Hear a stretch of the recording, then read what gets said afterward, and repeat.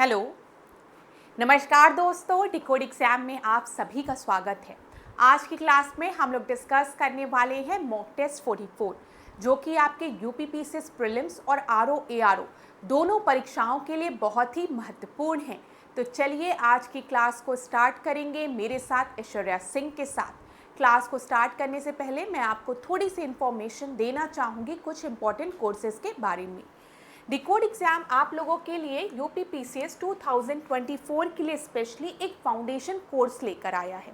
इस foundation course में prelims और मेंस दोनों के सिलेबस को कवर किया जा रहा है। जब मैं प्रीलिम्स की बात कर रही हूँ तो यहाँ पर बता दूँ क्लास, प्रीलिम्स में आपके GS paper plus CSAT plus current affair included होगा। मेंस में जीएस पेपर्स के साथ साथ हिंदी और एसए पेपर इंक्लूडेड होगा। साथ ही साथ आपको मेंस में आंसर्स को किस तरीके से लिखना है ये भी बताया जाएगा। तो क्लास अगर इस कोर्स से रिलेटेड कोई भी इंफॉर्मेशन चाहिए तो ये आपको व्हाट्सएप नंबर दिख रहा है, इस पर आप कांटेक्ट कर सकते हैं। डिकोड एग्जाम आप लोगों के लिए दो और नए कोर्सेज लेकर आया है। एक टेस्ट सीरीज है जिसमें आपको 12,000 से ज़्यादा प्रश्न मिल जाएंगे। क्लास इस टेस्ट सीरीज में ये यूपीपीसीएस 2025 के लिए लॉन्च की गई है। तो अगर आपको ज्वाइन करना है तो आप इस टेस्ट सीरीज़ को ज्वाइन कर सकते हैं। टेलीग्राम में हर दिन आपको क्वेश्चंस प्रोवाइड किए जाएंगे, आपको उन क्वेश्चंस को सॉल्व करना है, तो डेली प्रैक्टिस आप कर सकते हैं। साथ ही साथ यूपीपीसीएस मुख्य परीक्षा प्रोग्राम जो है यूपीपीसीएस मेंस 2024 के लिए इसे लॉन्च किया गया है।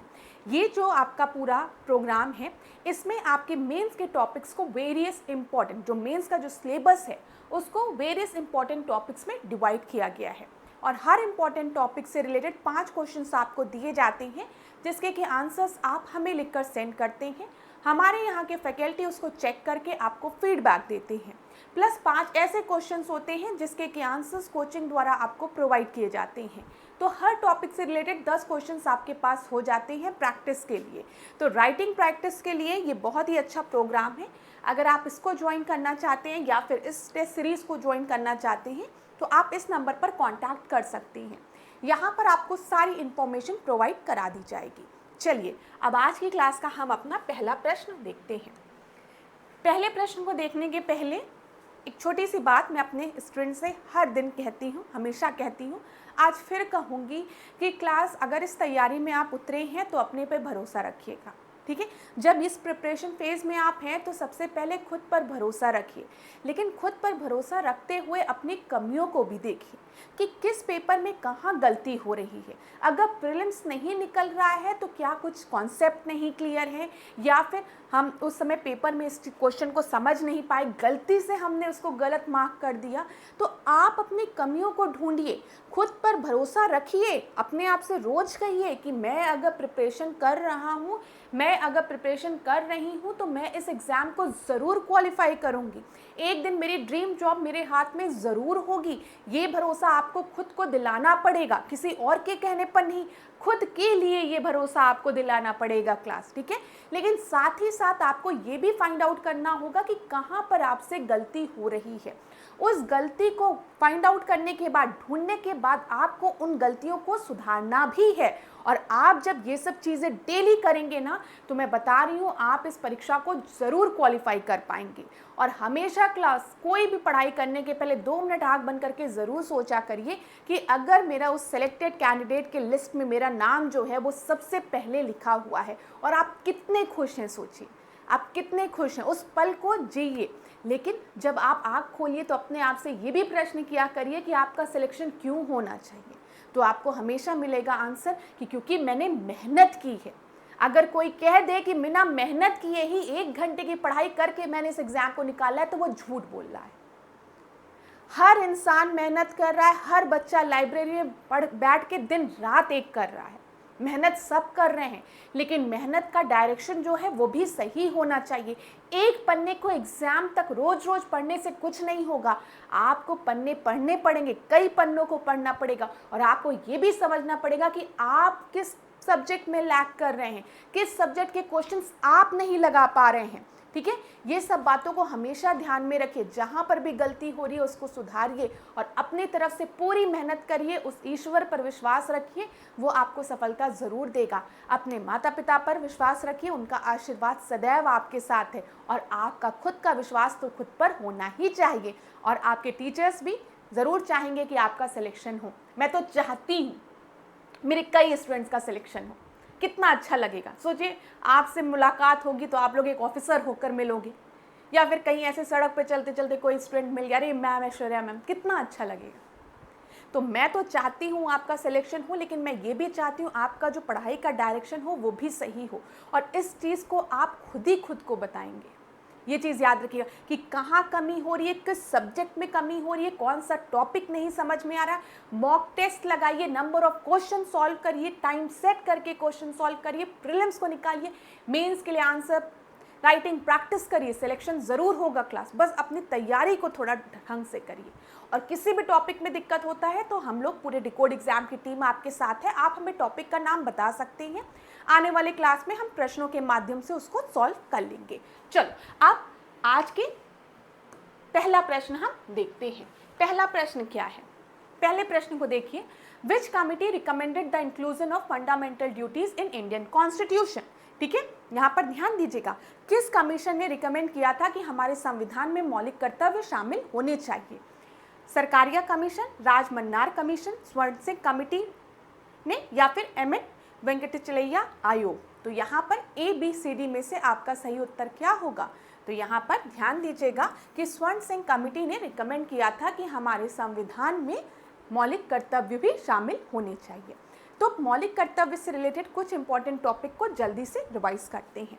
यहाँ पर ध्यान दीजिएगा क्लास, हम फंडामेंटल ड्यूटीज़ की बात कर रहे हैं। सबसे पहला प्रश्न अगर आपकी परीक्षा में बनता है कि फंडामेंटल ड्यूटीज़ को हमने किस संविधान से लिया है, तो आप बताएंगे USSR, जिसको कि अब हम रशिया कहते हैं। ठीक है, ये याद रखिएगा। दूसरा प्रश्न अगर आपके परीक्षा में बनेगा कि क्या मौलिक कर्तव्य हमारे संविधान में, ठीक है, जो मौलिक संविधान था उसमें शामिल थे कि नहीं। जब हमारा भारत का संविधान बनकर तैयार हुआ तो क्या उसमें मौलिक कर्तव्य थे, फंडामेंटल ड्यूटीज थी? तो नहीं। ओरिजिनल कॉन्स्टिट्यूशन में याद रखिएगा, जो ओरिजिनल कॉन्स्टिट्यूशन था हमारा, उसमें फंडामेंटल ड्यूटीज जो थी वो सम्मिलित नहीं थी। ठीक है, तो दूसरा प्रश्न बनता है कि फंडामेंटल ड्यूटीज को हमारे संविधान में किस संविधान संशोधन द्वारा जोड़ा गया? तो आप क्या बोलेंगे? 42nd कॉन्स्टिट्यूशनल अमेंडमेंट एक्ट के तहत फंडामेंटल ड्यूटीज को जोड़ा गया। और किस कमिटी ने रिकमेंड किया था कि फंडामेंटल ड्यूटीज हमारे संविधान में होनी चाहिए? तो आप बताएंगे स्वर्ण सिंह कमिटी ने। ठीक है, स्वर्ण सिंह कमिटी के रिकमेंडेशन पे मौलिक कर्तव्यों को, फंडामेंटल ड्यूटीज को हमारे संविधान में जोड़ा गया। संविधान संशोधन कौन सा किया गया था? 42nd संविधान संशोधन किया गया था। जब इसे हमारे संविधान में जोड़ा गया था तो उस समय फंडामेंटल ड्यूटीज की कितनी संख्या थी? 10 थी। ये याद रखिएगा। जब 42nd कॉन्स्टिट्यूशनल अमेंडमेंट एक्ट के थ्रू फंडामेंटल ड्यूटीज़ को हमारे संविधान में स्वर्ण सिंह कमेटी के रिकमेंडेशन में जोड़ा गया तो उस समय इनकी संख्या 10 थी। लेकिन बाद में एक और संविधान संशोधन किया गया। वो कौन सा संविधान संशोधन था? 86th कॉन्स्टिट्यूशनल अमेंडमेंट एक्ट था। ठीक है, जिसके तहत एक और फंडामेंटल ड्यूटीज़ को हमारे संविधान में जोड़ा गया। और आज टोटल कितनी है? एट प्रेजेंट अगर हम देखें फंडामेंटल ड्यूटीज़ की संख्या 11 हो गई है। 10 + 1 = 11। ये याद रखिएगा। क्लियर है क्लास? अब 1-2 पॉइंट और। फंडामेंटल ड्यूटीज़ को हमारे संविधान में किस पार्ट में जोड़ा गया है? तो आप क्या बताएंगे? 4th A में। ठीक है, 4th A में। और किस आर्टिकल में, किस अनुच्छेद में? तो आप क्या बताएंगे? 51A में। आर्टिकल की बात करेंगे तो 51A में। तो इतनी चीज़ें आपको फंडामेंटल ड्यूटीज़ से रिलेटेड पता होनी चाहिए। क्लियर है क्लास? चलो, नोट डाउन करना है तो नोट डाउन भी कर सकते हैं, स्क्रीनशॉट लेना है तो स्क्रीनशॉट भी आप लोग ले सकते हैं। ठीक है, चलिए, दिख रहा है, विजिबल है। चलो, अब यहाँ पर आगे बढ़ते हैं। अब ध्यान दीजिए, जब हम 42nd कॉन्स्टिट्यूशनल अमेंडमेंट एक्ट की बात करते हैं, जो पॉइंट्स बता रही हूँ उनको ध्यानपूर्वक सुनिएगा। जब हम 42nd कॉन्स्टिट्यूशनल अमेंडमेंट एक्ट की बात करते हैं तो इसको हम मिनी कॉन्स्टिट्यूशन के नाम से भी जानते हैं। और 42nd कॉन्स्टिट्यूशनल अमेंडमेंट एक्ट में जितने भी प्रोविजंस आपके जोड़े गए हैं, ज़्यादातर प्रोविजंस को रिकमेंड किया था स्वर्ण सिंह कमेटी ने, ठीक है। और ये कौन सा समय था? 1976 का समय था, इमरजेंसी का समय था, ये भी याद रखिएगा। इसमें फंडामेंटल ड्यूटीज तो जोड़ा गया था, साथ ही साथ प्रियम्बल में भी चेंजेस किए गए थे। हमारे प्रियम्बल में, प्रस्तावना में भी संविधान संशोधन किया गया था, जिसके तहत कौन कौन से टर्म्स को जोड़ा गया था? सोशलिस्ट, याद रखिएगा, सोशलिस्ट, ठीक है, सेकुलर और इंटीग्रिटी, ये 3 शब्द थे जिसको कि प्रस्तावना में, प्रियम्बल में जोड़ा गया था 42nd कॉन्स्टिट्यूशनल अमेंडमेंट एक्ट के तहत। क्लियर है क्लास? चलो, और प्रश्न ड्यूटीज जोड़ा गया। और अगर अभी हम देखें तो हमारे यहाँ फंडामेंटल ड्यूटीज की जो संख्या है वो कितनी है क्लास? बताओ, वो 11 हो गई हैं, ठीक है। तो किसको जोड़ा गया था? याद रखिएगा, 51A को जोड़ा गया था 86 कॉन्स्टिट्यूशनल अमेंडमेंट एक्ट के तहत, ठीक है। इसमें क्या बोला गया था कि पेरेंट्स को ये इंश्योर करना चाहिए कि जो उनके बच्चे हैं 6 से 14 साल के, उनको एजुकेशन प्राप्त हो। ये हमारा मौलिक कर्तव्य है कि जो गार्जियन हैं, जो पेरेंट्स हैं, उनको ये इंश्योर करना चाहिए कि अगर उनका जो बच्चा है वो 6 से 14 वर्ष की आयु का है तो उसे एजुकेशन, शिक्षा मिलनी चाहिए। ये याद रखिएगा। क्लियर हो गया क्लास? ठीक है। जब 86 कॉन्स्टिट्यूशनल अमेंडमेंट एक्ट आया तो उसमें फंडामेंटल ड्यूटीज़ में तो 51A को जोड़ा गया प्रोविज़न को, लेकिन साथ ही साथ DPSP और फंडामेंटल राइट्स में भी चेंजेस किए गए।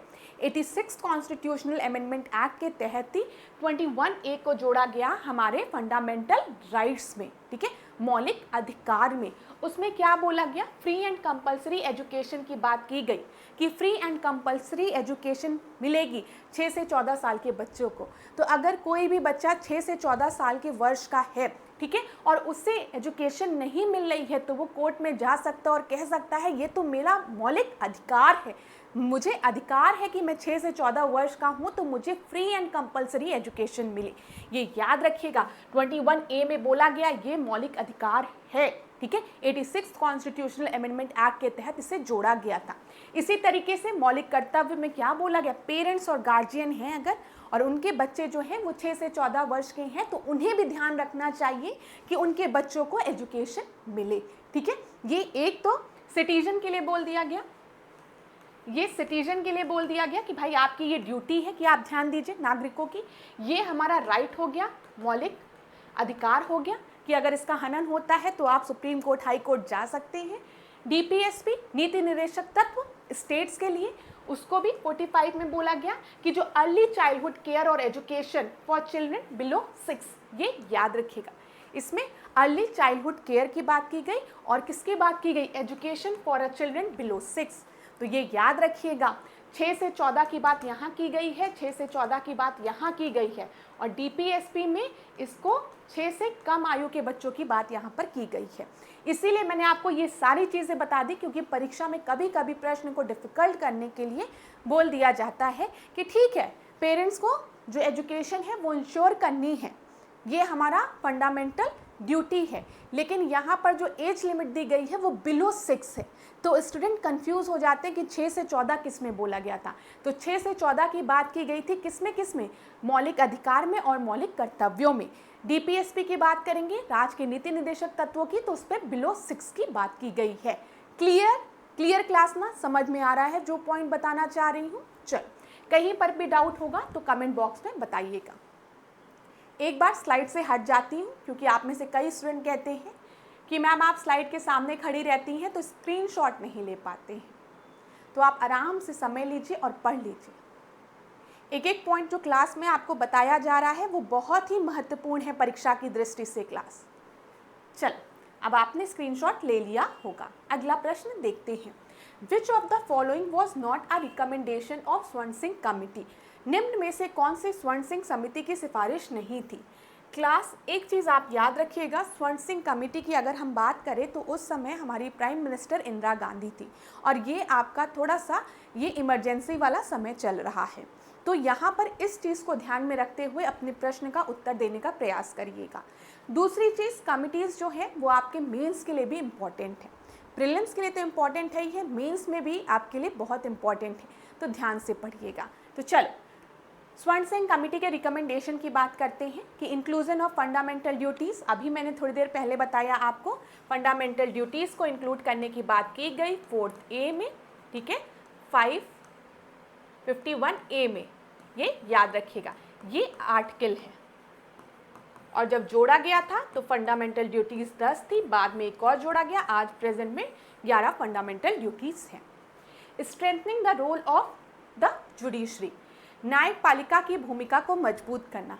मैंने आपको बताया इंदिरा गांधी का समय था, इमरजेंसी वाला समय था, तो इस समय हम न्यायपालिका की भूमिका को मजबूत करने की बात नहीं कह रहे थे। इस समय जो भी प्रोविजंस लाए गए थे वो केंद्र की भूमिका को मजबूत करने से रिलेटेड थे। किसके? केंद्र के। तो याद रखिएगा, ये आपका गलत हो जाएगा। अगला हम देख लेते हैं, giving primacy to DPSP over fundamental right. ये बिल्कुल सही है, याद रखिएगा। स्वर्ण सिंह कमेटी ने क्या किया था, डीपीएसपी और फंडामेंटल राइट को अगर हम देखें तो डीपीएसपी पर ज़्यादा उसको महत्व दिया था। नीति निर्देशक तत्वों को मूल अधिकार पर वरीयता देने की बात कही थी। किसने? स्वर्ण सिंह कमेटी ने।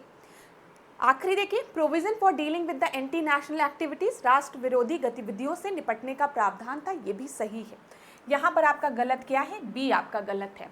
अगर आपको इस प्रश्न के चारों ऑप्शंस के बारे में कोई भी आइडिया नहीं था तब भी आप इस प्रश्न को लगा सकते थे। अगर आपके दिमाग में बस इतना रहता कि स्वर्ण सिंह कमेटी जो है वो किस समय अपॉइंट की गई थी, जब इंदिरा गांधी का समय था, नेशनल इमरजेंसी वाला समय आ रहा है, तो उस समय हम देखते हैं जितने भी चेंजेस किए रहते हैं वो सेंटर को स्ट्रॉन्ग बना रहे होते हैं, ठीक है, वो सेंटर को स्ट्रॉन्ग बना रहे रहते हैं, ना कि जुडिशरी को। तो बी आपका सही उत्तर हो गया। चलो, समझ में आ रहा होगा क्लास, आशा करती हूँ। बताना जरूर कमेंट बॉक्स में। अब देखो, state reorganisation committee was headed by whom. State reorganisation committee की बात की गई है, उसकी अध्यक्षता किसने की थी? पीवी राजमन्नार ने, फजल अली ने, जीवीके राव ने, या फिर अशोक मेहता ने। तो यहाँ पर आपका सही उत्तर क्या हो जाएगा क्लास? ध्यान दीजिएगा, यहाँ पर आपका सही उत्तर जो है फजल अली है, ठीक है। अब इस चीज़ को जब भी आप पढ़ेंगे तो मैं 2 मिनट में आपको बहुत अच्छा रिवीजन कराने जा रही हूँ, ध्यानपूर्वक सुनिएगा ऐश्वर्या मैम जो बातें बताने वाली हैं। तो सबसे पहले लिख लो धर कमीशन, लिख लो एसके धर कमीशन या फिर धर कमीशन लिख लो। धर कमीशन, धर कमीशन आपका कब अपॉइंट हुआ था? 1948 में। धर कमीशन ने क्या रिकमेंडेशन दी थी कि स्टेट का जो पुनर्गठन है वो लिंग्विस्टिक बेसिस पे नहीं होना चाहिए, ठीक है। देखिए, एक प्रश्न उठ रहा था, क्या स्टेट का जो फॉर्मेशन, जो स्टेट आपके बन रहा है वो लैंग्वेजेस के बेसिस पे बनना चाहिए? जैसे तेलुगु स्पीकिंग है, मराठी स्पीकिंग है, उसके बेसिस पे स्टेट का फॉर्मेशन होना चाहिए, ये एक प्रश्न था। तो एसके धर कमेटी ने क्या रिकमेंडेशन दिया? इन्होंने कहा कि लिंग्विस्टिक बेसिस को क्राइटेरिया नहीं रखना चाहिए, एडमिनिस्ट्रेटिव बेसिस को, ठीक है, भाषाई आधार को क्राइटेरिया नहीं रखना चाहिए स्टेट के पुनर्गठन के लिए, ठीक है। प्रशासनिक आधार को क्राइटेरिया रखना चाहिए। तो उन्होंने लिंग्विस्टिक बेसिस को क्या कर दिया था? इग्नोर कर दिया था कि लिंग्विस्टिक बेस, लैंग्वेज के बेसिस पे स्टेट का रीऑर्गेनाइजेशन नहीं होना चाहिए। तो बहुत से लोग खुश भी थे और बहुत से लोग दुखी भी थे। तो एसके धर कमेटी के बाद एक और कमेटी आपकी अपॉइंट हुई जिसको कि हम जीवीपी कमेटी कहते हैं। जीवीपी कमेटी में आपके कौन कौन से मेंबर थे? जवाहरलाल नेहरू थे, ठीक है, यहाँ पे जवाहरलाल नेहरू थे, वल्लभ भाई पटेल थे और पट्टाभी सीतारमैया थे, ये याद रखिएगा। इन्होंने कमेटी का फॉर्मेशन किया जिसका कि नाम था जीवीपी कमेटी। जीवीपी कमेटी ने भी कहा कि ठीक है, लिंग्विस्टिक बेसिस नहीं होना चाहिए, एडमिनिस्ट्रेटिव बेसिस ही होना चाहिए। भाषाई आधार को इन्होंने भी क्या कहा जा सकता है, इन्होंने भी इम्पोर्टेंस नहीं दी थी। इन्होंने भी एडमिनिस्ट्रेटिव बेसिस को माना था कि एडमिनिस्ट्रेटिव बेसिस पे स्टेट का पुनर्गठन होना चाहिए, स्टेट रीऑर्गेनाइजेशन होना चाहिए, ठीक है। ये भी 1948 का ही समय था। लेकिन क्लास अगर आप ध्यान से देखेंगे तो 1953 में एक घटना हुई थी। कौन सी घटना हुई थी कि जो आंध्र प्रदेश था वो पहला स्टेट आपका फॉर्म हो गया था on the basis of linguistic, on the basis of language. तो लिंग्विस्टिक बेसिस पे पहला जो स्टेट आपका फॉर्म हुआ था लैंग्वेज के बेसिस पे, भाषाई आधार पर, वो आंध्र प्रदेश था। तो ऐसा क्या हुआ कि आंध्र प्रदेश को सडनली एक स्टेट बना दिया गया। तो यहाँ पर आंध्र प्रदेश के जो आपके श्रीराम मल्लू, पोट्टी श्रीराम मल्लू की अगर हम बात करें, इन्होंने आमरण अनशन किया था और भूखे रहने के कारण इनकी मृत्यु हो गई थी। ठीक है, और जब इनकी मृत्यु हुई तो सरकार पर प्रेशर पड़ने लगा और सरकार को इस प्रेशर से थोड़ा सा, अब जब सरकार पर दबाव पड़ेगा, ठीक है, तो डिसीजन होगा ही। तो यहाँ पर आंध्र प्रदेश को पहला ऐसा स्टेट बना दिया गया जो कि लिंग्विस्टिक बेसिस पे फॉर्म हुआ था। यहाँ पर याद रखिएगा पोट्टी श्रीराम मल्लू जी का नाम, ठीक है, जिनको फादर ऑफ आंध्र प्रदेश के नाम से भी जाना जाता है। इन्होंने स्ट्राइक किया था, भूखे रहे थे, जिसके कारण इनकी मृत्यु हो गई थी और सरकार पर प्रेशर बना और आंध्र प्रदेश का गठन हुआ। यहीं पर अगर हम देखें क्लास, स्टेट रीऑर्गेनाइजेशन एक्ट, यहाँ पर ध्यान दीजिएगा, इसी क्रोनोलॉजी में आप लिखिएगा जो मैं आपको बता रही हूँ। यहाँ पर आप स्टेट रीऑर्गेनाइजेशन की बात करिएगा।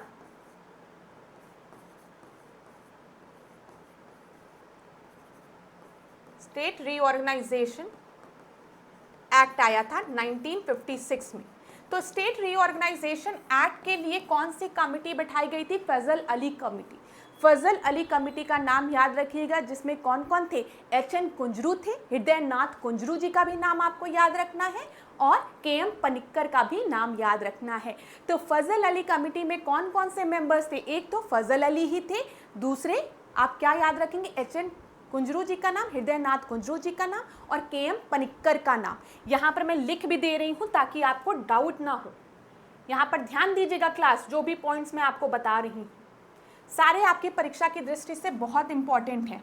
यहाँ पर फजल अली है, ठीक है, प्लस हृदय नाथ एच.एन. कुंजरू दिया रहता है, प्लस के.एम. पनिक्कर, ठीक है। इस कमिटी का गठन हुआ और इसी कमिटी के रिकमेंडेशन पर स्टेट रीऑर्गेनाइजेशन एक्ट आया 1956 में, ठीक है, ये याद रखिएगा। और स्टेट रीऑर्गेनाइजेशन एक्ट आने के बाद ही 7th कॉन्स्टिट्यूशनल अमेंडमेंट एक्ट के तहत, 7th कॉन्स्टिट्यूशनल अमेंडमेंट एक्ट के तहत जो पार्ट ए बी सी था हमारे संविधान में, जिसमें अलग अलग स्टेट्स दिए गए थे, इन सारे पार्ट्स को एबॉलिश कर दिया गया और 14 नए स्टेट्स का फॉर्मेशन हुआ। ये याद रखिएगा जो भी पॉइंट्स मैं बता रही हूँ। जब आप अपनी बुक को पढ़ेंगे तो ये सारे पॉइंट्स वहाँ पर दिए गए हैं, लेकिन मैंने शॉर्ट में आपको रिवाइज करने का प्रयास किया। तो अगर आपसे कभी भी प्रश्न बनेगा कि एस.के. धर कमेटी पहले आई कि जी.वी.पी. कमेटी पहले आई या फिर फजल अली कमेटी पहले आई, तो आप बताएंगे सबसे पहले एस.के. धर कमेटी आई थी 1948 में, उसके बाद जी.वी.पी. कमेटी आई, ठीक है, उसके बाद आपकी फजल अली कमेटी आई। फजल अली कमेटी में 2 मेंबर्स का नाम आप और याद रखेंगे, एच.एन. कुंजरू और के.एम. पनिक्कर जी का नाम, ठीक है। और इसी कमेटी के रिकमेंडेशन पे स्टेट रीऑर्गेनाइजेशन एक्ट आया, ये भी आपको याद रखना है क्लास, ठीक है। और स्टेट रीऑर्गेनाइजेशन एक्ट आया तभी 7th कॉन्स्टिट्यूशनल अमेंडमेंट किया गया, जिसके की तहत जो पार्ट ए बी सी वाला था आपका डिफरेंट स्टेट्स के लिए डिफरेंट पार्ट में रखा गया था, उसको एबॉलिश कर अब क्या किया गया? अब 14 स्टेट्स और 6 यूटीज का फॉर्मेशन किया गया, 6 यूनियन टेरिटरीज का फॉर्मेशन किया गया। बताओ क्लियर है ये सारी बातें? अभी एक बार और रिवाइज कराऊंगी, बाद में कहीं पर भी दिक्कत होगी तो आप मुझे बताइएगा। अब देखिए, when was the state reorganisation act passed? यहाँ पर बोला गया है स्टेट रीऑर्गेनाइजेशन एक्ट जो था वो पास कब हुआ? तो याद रखिएगा 1956 में, ठीक है, 1956 में, ये याद रहेगा क्लास। और फजल अली कमेटी आपकी कब गठित हुई थी? 1953 में। क्लियर है? क्लियर है कुछ बातें? चल, अब यहाँ पर एक और चीज़ मेरे दिमाग में आ रही है तो मैं आपको बता दूँ, जल्दी से रिवाइज कर लीजिए। मैंने आपको लैंग्वेजेस के बारे में, अभी हम देख रहे हैं ना कि लैंग्वेजेस के बेसिस पे स्टेट के फॉर्मेशन की बात हम कर रहे हैं। लैंग्वेजेस की बातें अगर हम पूछें आपसे कि हमारे शेड्यूल में, जो संविधान में जो शेड्यूल दिया गया है वहाँ पर लैंग्वेजेस की बातें की गई है ना, तो वो किस शेड्यूल में दिया गया है? चलो बताओ। 8th शेड्यूल में दिया गया है, पता है? और 8th शेड्यूल में कितनी लैंग्वेजेस की बात की गई है? बताते चलो। 22 लैंग्वेजेस की बात की गई है, 22 लैंग्वेजेस की। मैंने कहा वेरी गुड। आप बताओ 8th शेड्यूल में कितनी बार अमेंडमेंट किया गया है, कौन कौन से अमेंडमेंट किए गए हैं? तो आप बताते हो कि मैम सबसे पहला अमेंडमेंट 21 था, ठीक है। उसके बाद हम देखते हैं 71 है, फिर 92 है और 96 है। इतनी बार 8th शेड्यूल में अमेंडमेंट किया गया है, संविधान संशोधन किया गया है। 21 संविधान संशोधन के तहत कौन सी लैंग्वेज को जोड़ा गया था? तो आप बताते हो सिंधी लैंग्वेज को। ध्यान दीजिएगा क्लास, प्रश्न कहीं से भी बन सकता है। फिर मैंने कहा 71 कॉन्स्टिट्यूशनल अमेंडमेंट एक्ट के तहत कौन सी लैंग्वेजेस को जोड़ा गया था? तो आप याद रखिएगा कोड कोमानी, कोमानी, ठीक है। यहाँ पर कोमानी मतलब क्या है? कोंकणी, कोंकणी, मणिपुरी और नेपाली, ठीक है, याद रहेगा। फिर 92 कॉन्स्टिट्यूशनल अमेंडमेंट एक्ट के तहत कौन कौन सी लैंग्वेजेस जोड़ी गई है? तो आप बताएंगे MBDS, MBBS होता है ना, तो आप याद रखिएगा MBDS का नाम, ठीक है। तो यहाँ पर मैथिली हो गई, बोडो हो गया, डोगरी हो गया और संथाली हो गया। बताओ, याद रहेगा? अब 96 कॉन्स्टिट्यूशनल अमेंडमेंट से क्या हुआ था? तो आप ये याद रखिएगा, इसके तहत जो उड़िया शब्द था ना, उड़िया, उड़िया को उड़िया कर दिया गया, बस उड़िया को उड़िया कर दिया गया। तो ये याद रहेगा। 8th शेड्यूल में हम 22 लैंग्वेजेस की बात करते हैं। 21 कॉन्स्टिट्यूशनल अमेंडमेंट एक्ट के तहत सिंधी को जोड़ा गया, ये याद रखिएगा, ठीक है। फिर उसके बाद जब हम बात करते हैं 71 कॉन्स्टिट्यूशनल अमेंडमेंट, तो उसके तहत कोमानी को जोड़ा गया, Konkani, Manipuri, Nepali. 92 constitutional amendment act के तहत किसे जोड़ा गया? MBDS, ठीक है। तो यहाँ पर आपका हो गया मैथिली, बोडो, डोंगरी और संथाली, ठीक है। और फिर 96 के तहत क्या किया गया? जो शब्द था उड़िया, उसको उड़िया कर दिया गया। ये भी याद रखिएगा, परीक्षा में यहाँ से प्रश्न बनता है। और ये भी याद रखिएगा, फर्स्ट स्टेट जो कि फॉर्म हुआ था on the linguistic basis, language के भाषाई आधार पर, वो आंध्र प्रदेश था। कब फॉर्म हुआ था? 1953 में फॉर्म हुआ था। स्टेट रीऑर्गेनाइजेशन एक्ट कब आई है? 1956 में आई है। स्टेट रीऑर्गेनाइजेशन एक्ट के लिए किस कमेटी का गठन किया गया था? फजल अली कमेटी का गठन किया गया था। कब?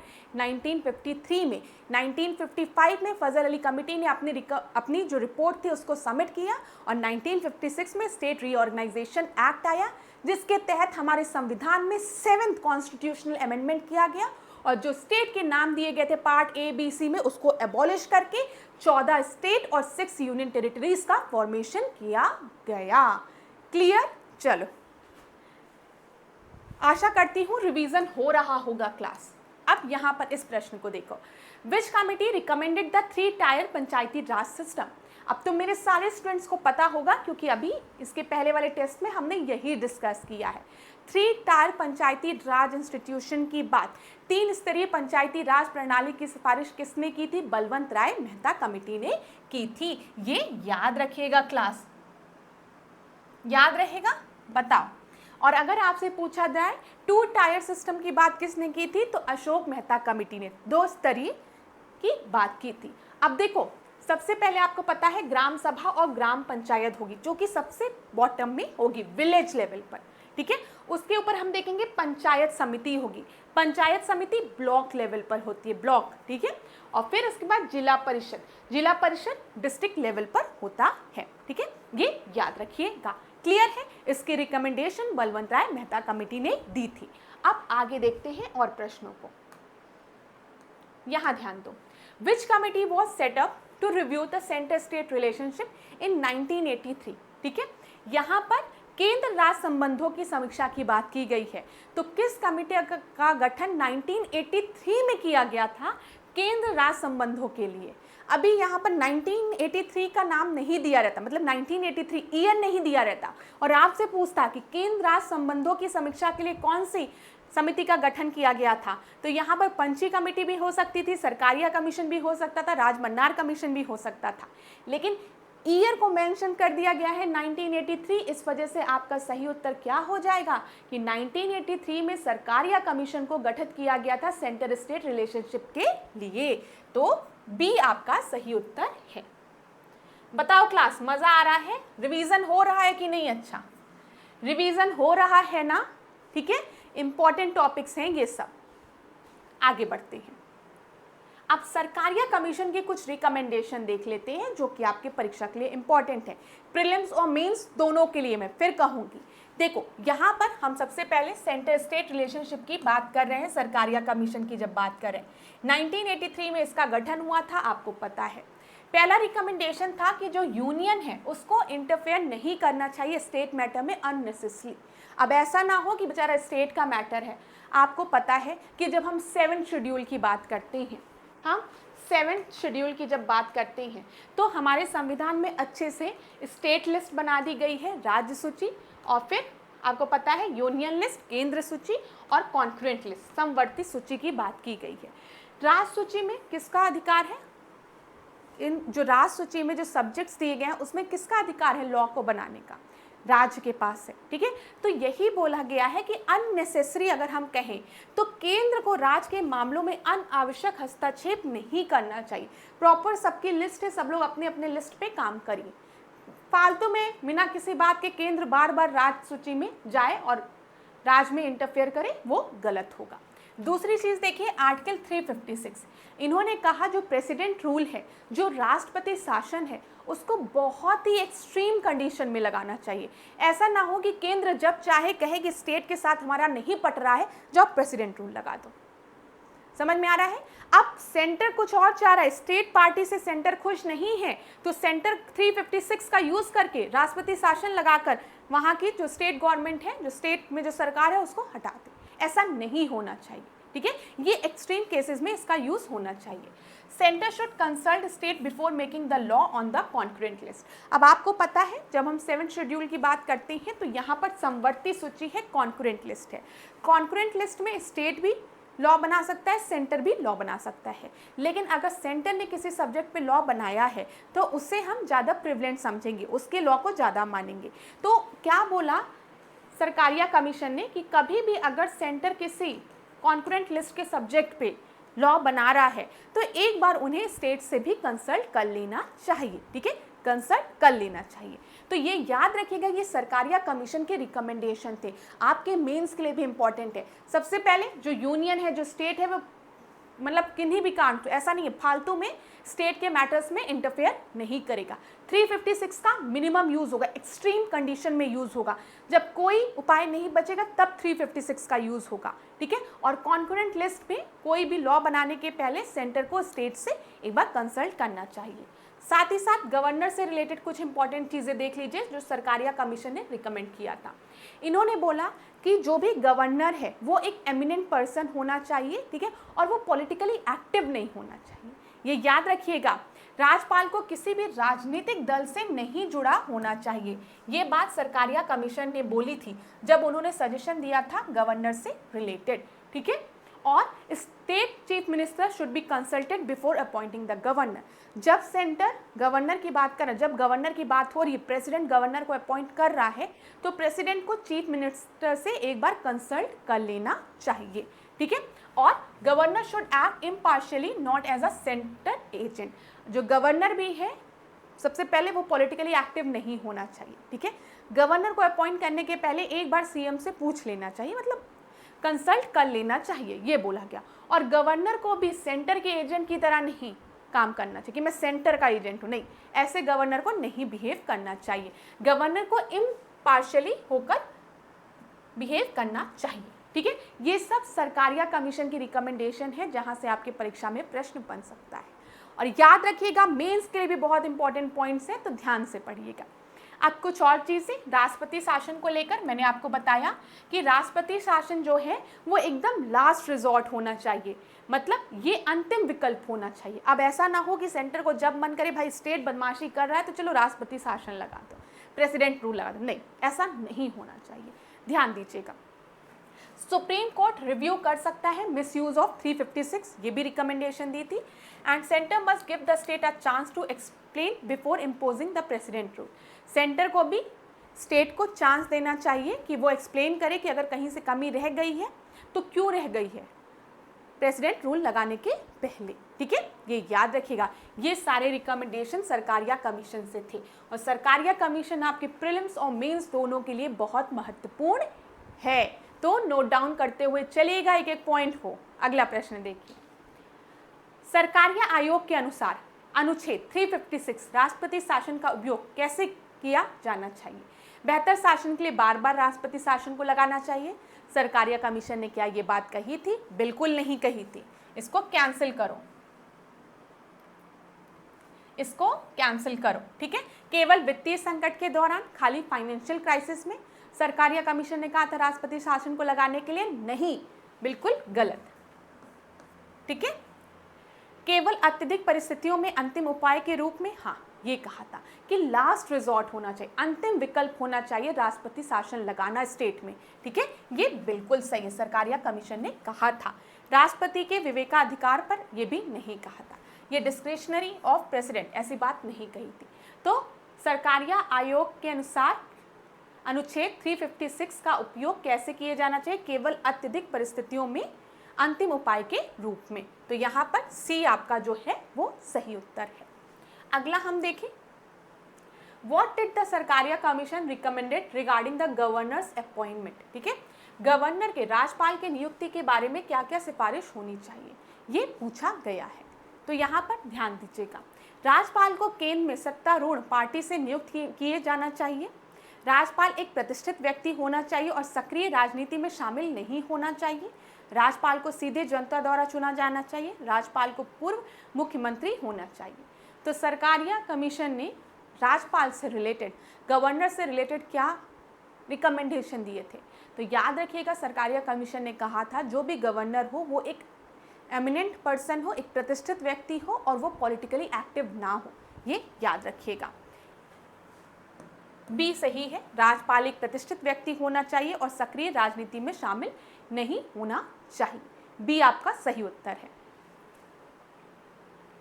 अगला प्रश्न देखिए, which committee suggested providing constitutional status to panchayati raj institution? तो बताइए, पंचायती राज इंस्टीट्यूशन से रिलेटेड किसने कहा था कि संवैधानिक दर्जा देने की बात? तो यहाँ पर Ashok Mehta committee, L M. Singhvi committee, Balwant Rai Mehta committee, G V K. Rao committee. तो आप सबको पता है कि सबसे पहले बलवंत राय मेहता कमेटी आई, फिर अशोक मेहता कमेटी आई, फिर जी.वी.के. राव कमेटी आई, फिर एल.एम. सिंघवी कमेटी आई, ठीक है।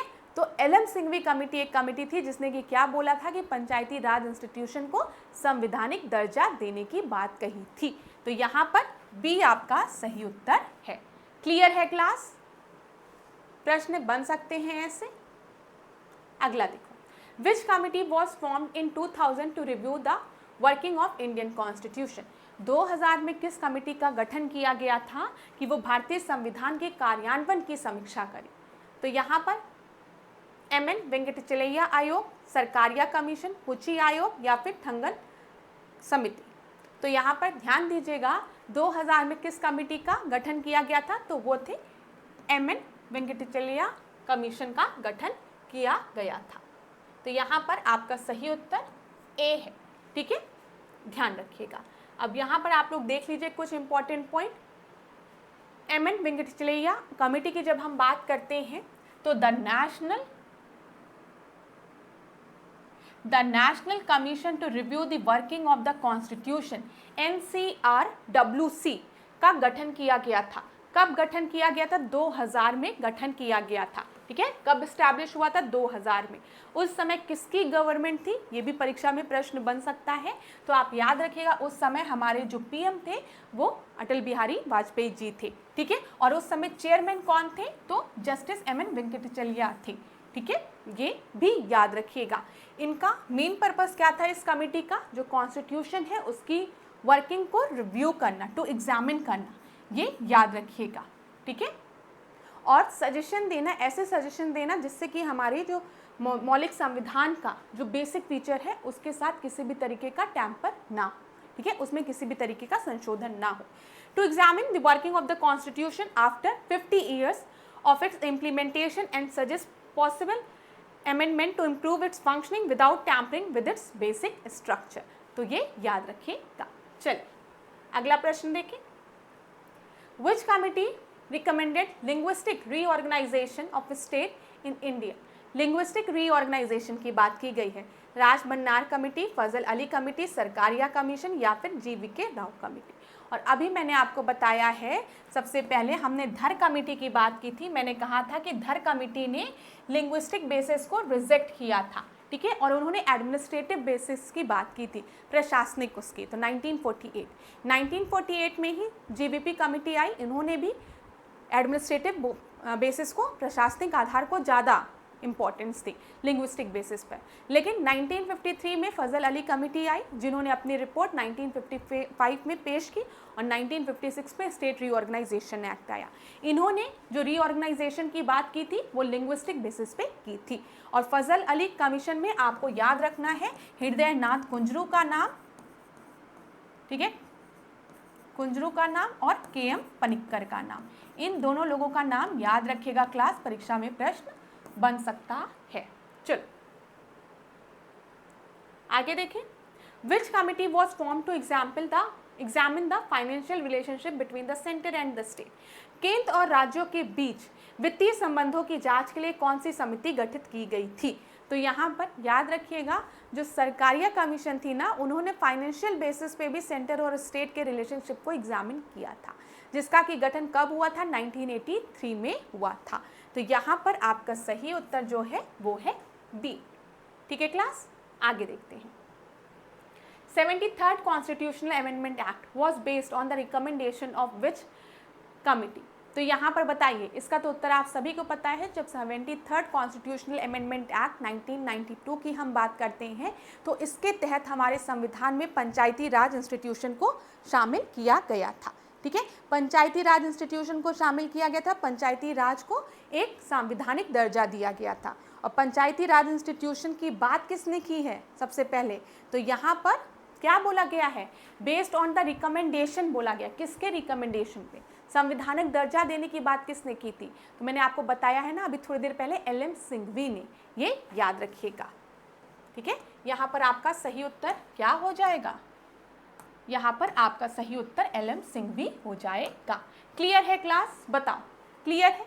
चलो अच्छा, यहाँ पर कुछ चीज़ें जो आपको पता होनी चाहिए, वो सबसे पहले क्या है? जब हम बलवंत राय मेहता कमेटी की बात करेंगे, तो बलवंत राय मेहता कमेटी ने 3 टायर सिस्टम की बात की थी। 1957 में बलवंत राय मेहता कमेटी आई। फिर अशोक मेहता कमेटी 1977 में आई। ठीक है, ये याद रखिएगा। 1985 में जीवीके राव कमेटी आई। ठीक है, 1986 में LM सिंघवी कमेटी आई। 1988 में थंगन कमेटी आई, और फिर 1988 में ही गडगिल कमेटी भी आई थी। ये भी याद रखिएगा, हो सकता है आपके परीक्षा में पूछ ले। मैं लिख दूं एक बार, अगर आप लोग चाहते हैं तो इसको नोट डाउन करिए। बलवंत राय मेहता कमेटी जो थी क्लास, वो कब आई थी? 1957 में। ठीक है, फिर अशोक मेहता कमेटी, ये 1977 में।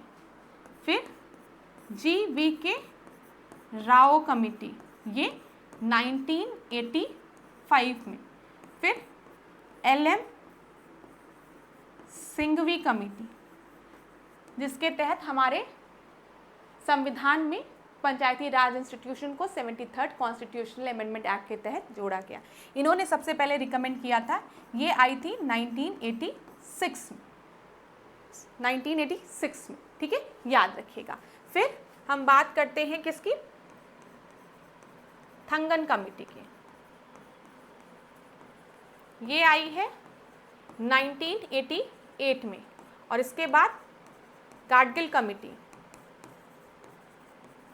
ये आई है 1988 में, ये भी याद रखिएगा। नोट डाउन कर लीजिए क्लास, यहाँ से प्रश्न बन सकता है। जब हम बात करते हैं BR मेहता की, बलवंत राय मेहता कमेटी की, तो इन्होंने रिकमेंड किया था 3 टायर सिस्टम की। अशोक मेहता कमेटी ने क्या कहा, 2 टायर सिस्टम की, ठीक है, ये याद रखिएगा। LM सिंघवी कमेटी ने संवैधानिक दर्जा देने की बात कही थी। ये सारे प्रश्न आपके परीक्षा में बने हैं, इसीलिए मैं आपको बता रही हूँ। चल आगे बढ़ते हैं। विच committee recommended the establishment of interstate council? Interstate council के गठन की बात किसने की थी? सरकारिया कमीशन ने, पंची कमीशन ने, राजमन्नार कमीशन ने, या फिर स्वर्ण सिंह कमेटी ने? तो यहाँ पर याद रखिएगा, इंटरस्टेट काउंसिल के गठन की बात की थी सरकारिया कमीशन ने 1983 में, ठीक है। ए आपका सही उत्तर है। यहाँ पर इंटरस्टेट काउंसिल से रिलेटेड कुछ इंपॉर्टेंट पॉइंट्स मैं डिस्कस करने वाली हूँ। सबसे पहले याद रखिएगा, 1 मिनट क्लास, ये पहले आप देख लीजिए, अंतरराज्यीय परिषद की हम बात कर रहे हैं, अंतरराज्यीय परिषद की, इंटरस्टेट काउंसिल की। तो इंटरस्टेट काउंसिल की बात हमारे संविधान में किस आर्टिकल में की गई है? तो आप याद रखेंगे आर्टिकल 263 में। इंटरस्टेट काउंसिल के गठन की रिकमेंडेशन किसने दी थी? तो आप बताएंगे सरकारिया कमीशन ने, ठीक है।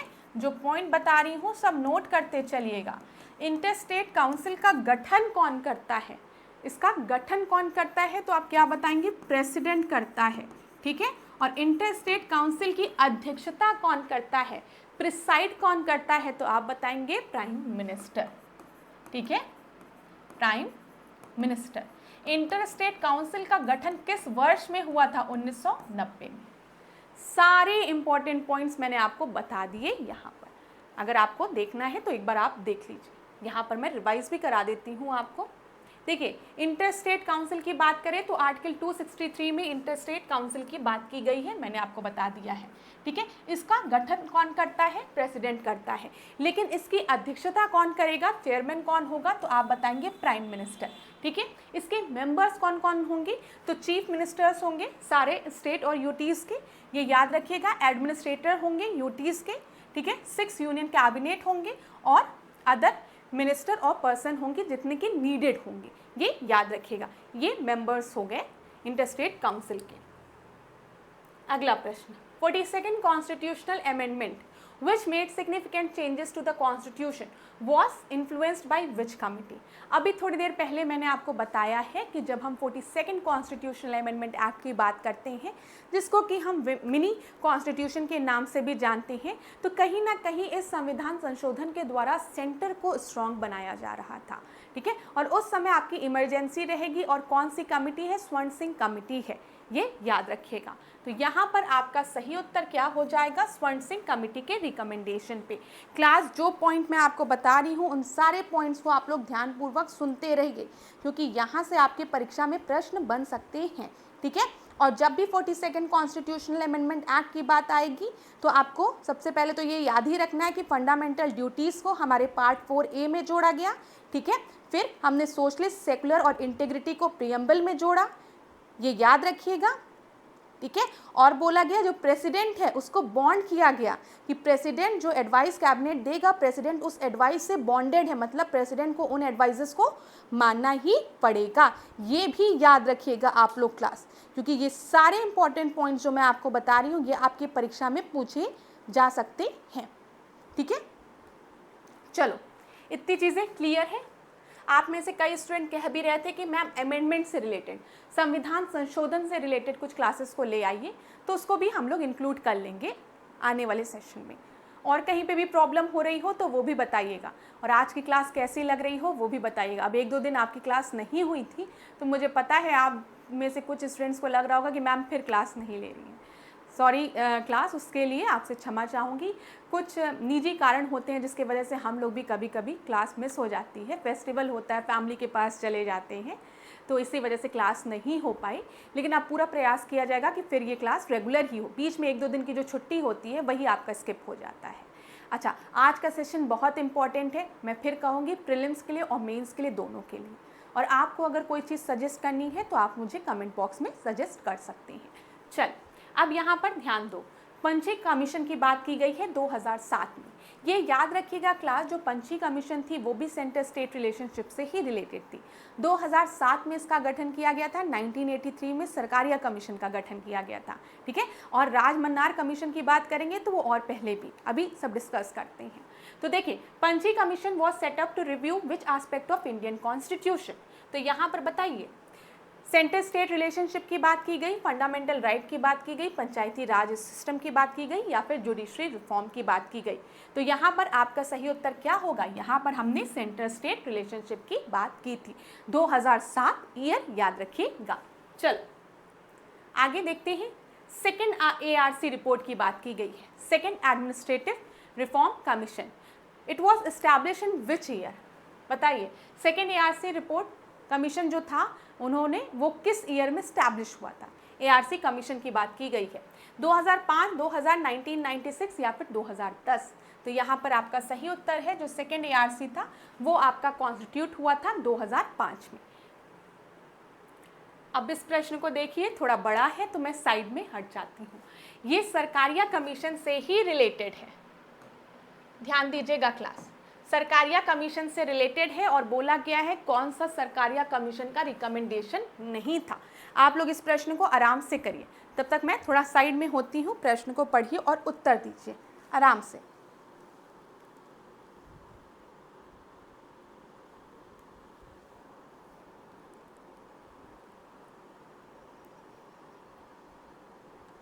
तो बताइए क्लास, आर्टिकल 356 का उपयोग कम से कम और अंतिम उपाय के रूप में होना चाहिए, ये सरकारिया कमीशन ने रिकमेंडेशन दिया था। गवर्नर जो है, राज्यपाल की नियुक्ति मुख्यमंत्री की सिफारिश के आधार पर की जानी चाहिए। संघ सूची से राज्य सूची में अधिक विषय को स्थानांतरित किया जाना चाहिए, ट्रांसफर किया जाना चाहिए। फिर अनुच्छेद 263 के तहत अंतर राज्यीय परिषद को सक्रिय किया जाना चाहिए। तो अभी हमने ध्यान क्या क्या दिया था, मैंने आपको बताया था कि जब हम सरकारिया कमीशन की बात करते हैं तो सरकारिया कमीशन जो थी वो 1983 में गठित हुई थी, सेंटर स्टेट रिलेशनशिप से रिलेटेड थी। पहला रिकमेंडेशन उन्होंने यही दिया था कि जो 356 आर्टिकल है जिसमें हम राष्ट्रपति शासन की बात करते हैं, उसका उपयोग बहुत ही कम करना चाहिए, वो एकदम लास्ट रिजॉर्ट होना चाहिए, अंतिम उपाय अगर है तो 356 है। तो ये याद रखेंगे। दूसरा मैंने आपको बताया था कि जब इन्होंने गवर्नर की बात की थी, मैं थोड़ा साइड हो जाऊं क्योंकि आप में से कुछ बच्चे अभी भी पढ़ रहे होंगे, कुछ स्टूडेंट्स, तो यहाँ पर सरकारिया कमीशन ने ये भी कहा था जो गवर्नर होना चाहिए वो एक एमिनेंट पर्सन होना चाहिए जो कि पॉलिटिकली एक्टिव ना हो। और इन्होंने क्या कहा था, जो गवर्नर हो वो सेंटर के पपेट की तरह उसको काम नहीं करना चाहिए, ठीक है, उसको इम्पार्शियल होकर, ठीक है, इम्पार्शियल होकर डिसीजन लेना चाहिए, बायस्ड नहीं होना चाहिए गवर्नर को। यहाँ पर उन्होंने कहा था जब गवर्नर का अपॉइंटमेंट हो तो एक बार चीफ मिनिस्टर से रिकमेंडेशन मतलब ले लेनी चाहिए कि चीफ मिनिस्टर क्या रिकमेंड करता है, ठीक है, ये याद रखिएगा। संघ सूची से राज्य सूची में अधिक विषयों को स्थानांतरित करने की बात नहीं, ऐसा कुछ नहीं है। सरकारी कमीशन ने ये नहीं कहा था कि जो सब्जेक्ट्स हैं वो यूनियन लिस्ट से स्टेट लिस्ट में ट्रांसफर कर देने चाहिए, गलत है। हाँ, 263 इस इंटरस्टेट काउंसिल की बात, ठीक है, ये याद रखिए, इंटरस्टेट काउंसिल के गठन की बात की थी और इसी के तहत इंटरस्टेट काउंसिल का गठन भी होता है। तो यहाँ पर आपका कौन सा इसका रिकमेंडेशन नहीं था, तो सी रिकमेंडेशन नहीं था। याद रखिएगा क्लास, जो भी कमीशन के बारे में आज चीज़ें मैं बता रही हूँ वो प्रीलिम्स और मेंस दोनों के लिए बहुत ही महत्वपूर्ण है। पॉलिटी के क्वेश्चंस में ये सारे प्रश्न एग्जाम में नहीं कराए जाते हैं, आपके मतलब टेस्ट में नहीं कराए जाते हैं, जिसकी वजह से जब एग्जाम में ऐसे प्रश्न आ जाते हैं तो स्टूडेंट कंफ्यूज हो जाते हैं। तो ये वाली क्लास को ज़रूर देखिएगा और जो आपके क्लोज फ्रेंड हैं, आप चाहते हैं जिनका की सिलेक्शन हो जाए, मतलब अच्छे अच्छे दोस्तों को अपने शेयर भी कर दीजिएगा, ठीक है। चल, तो यहाँ पर सी आपका सही उत्तर है। अब देखो इस प्रश्न को देखते हैं, एक मिनट, मैंने आपको सही बताया ना? हाँ, चलो, कभी कभी मेरे साथ भी होता है ना कि आप लोग कमेंट में लिखते हो कि मैम आपने उत्तर तो सही बताया, टिक गलत लगा दिया था, तो चेक कर लिया मैंने। According to the Punchhi commission which of the following should be the tenure of the governor. देखिए, अब आप सपोज करिए आप मेंस में अपीयर हो रहे हो, सपोज कर करिए आप लोग मेंस में अपीयर हो गए ही, ऑफिसर हो मेरे तुम लोग, ठीक है। अब वहाँ पर गवर्नर से रिलेटेड कोई भी प्रश्न पूछा तो आप खुद सोचो, जब गवर्नर से रिलेटेड प्रश्न पूछेगा और आप सरकारिया कमीशन और पंजी कमीशन के रिकमेंडेशन को लिखोगे तो आपको एग्जामिनर मार्क्स तो 1-2 नंबर ज़्यादा देगा ही ना, और 1-1, 2-2 मार्क्स का डिफरेंस जो है वो अच्छा खासा डिफरेंस क्रिएट कर देता है। तो इसीलिए मैं कह रही हूँ जो आज का सेशन है वो प्रीलिम्स और मेंस दोनों के लिए बहुत इंपॉर्टेंट है। प्रीलिम्स में प्रश्न पूछेगा तो क्रोनोलॉजिकल ऑर्डर में अरेंज करने को बोल देगा, तो आप कर लोगे। अब समझ में आ रहा होगा। अब 2007 में पंची कमीशन आई है, पंची कमीशन ने गवर्नर से रिलेटेड क्या बोला था कि जो गवर्नर का टेन्योर है वो मिनिमम कितना होना चाहिए, 3, 5, 7 या फिर 4। तो यहाँ पर ध्यान रखिएगा, इन्होंने 5 साल की बात की थी। क्लियर है क्लास? चलो अगला प्रश्न देखो, फिर पंची कमीशन से रिलेटेड है। पुंची कमीशन से रिलेटेड है। पुंची आयोग ने केंद्र राज्य संबंधों के लिए कौन सा नया संवैधानिक प्रावधान लाने की सिफारिश की थी?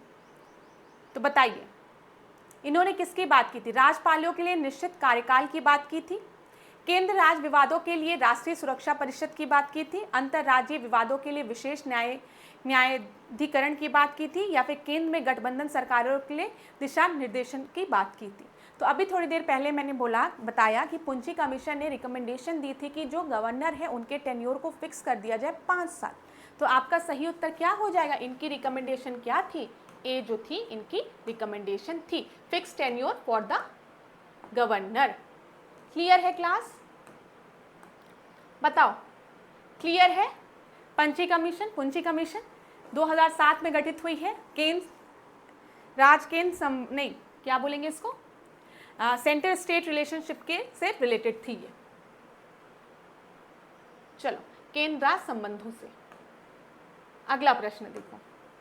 विच committee suggested for the formation of NDC, national development council, ठीक है, to coordinate economic planning between the centre and the state? किसने NDC के गठन की बात की थी कि नेशनल डेवलपमेंट काउंसिल का गठन होना चाहिए, ठीक है, ताकि हम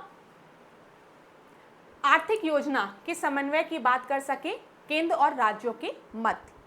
Sarkaria commission, administrative reform commission, Rajamannar commission या फिर प्लानिंग कमीशन ऑफ इंडिया? तो याद रखिएगा, नेशनल डेवलपमेंट काउंसिल की गठन की बात प्लानिंग कमीशन ऑफ इंडिया ने की थी। यहाँ पर आपका सही उत्तर जो है वो है डी। क्लियर है क्लास? चलो डी, यहाँ पर देख लीजिए, नेशनल डेवलपमेंट काउंसिल की गठन 1952 में हुई, ठीक है, और किसने सजेस्ट किया था? प्लानिंग कमीशन ऑफ इंडिया ने सजेस्ट किया था।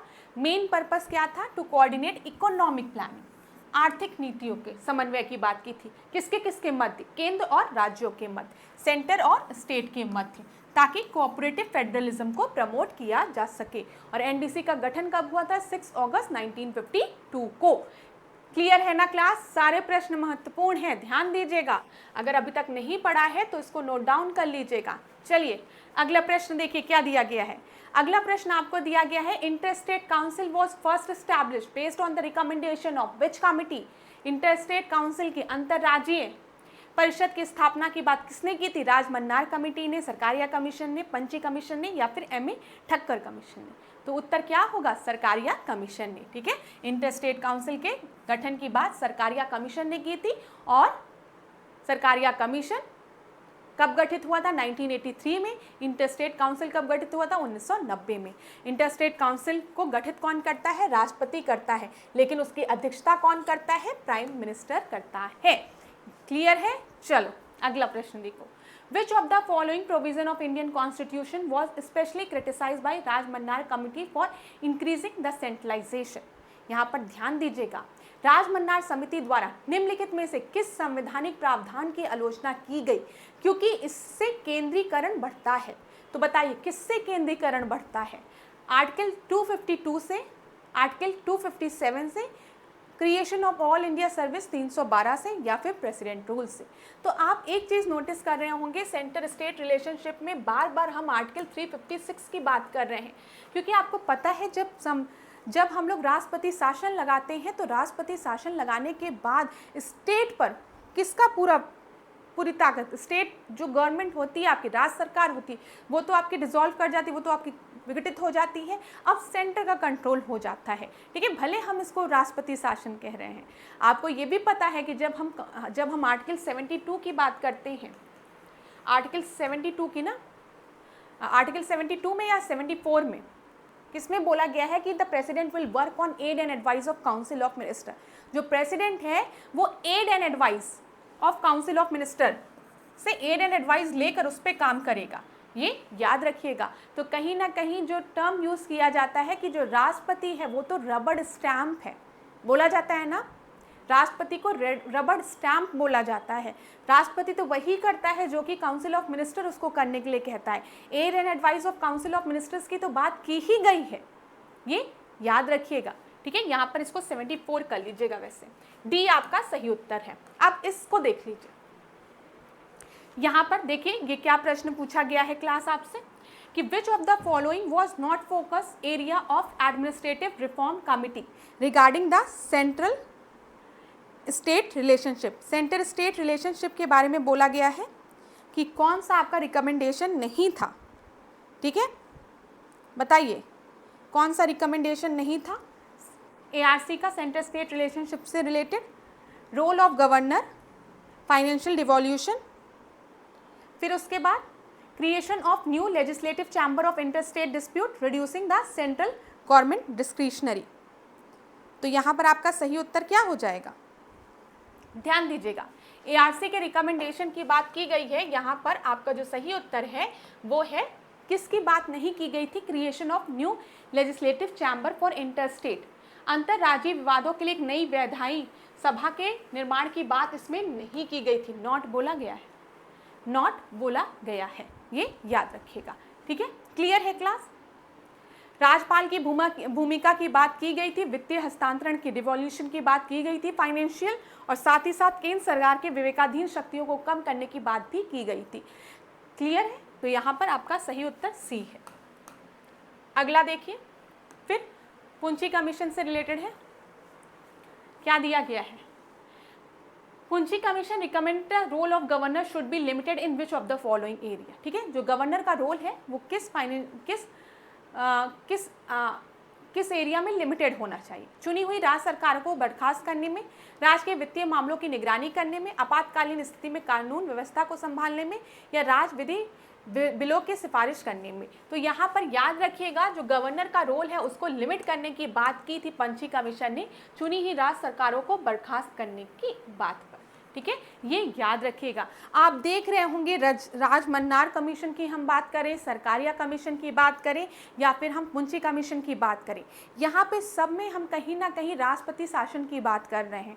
और राष्ट्रपति शासन में क्या होता है, जो स्टेट गवर्नमेंट होती है उसको खत्म कर दिया जाता है। ठीक है, और सरकारिया कमीशन कहती है कि नहीं, उसका यूज़ एकदम लास्ट रिजॉर्ट, जो आखिरी उपाय हो, तब राष्ट्रपति शासन लगाना चाहिए।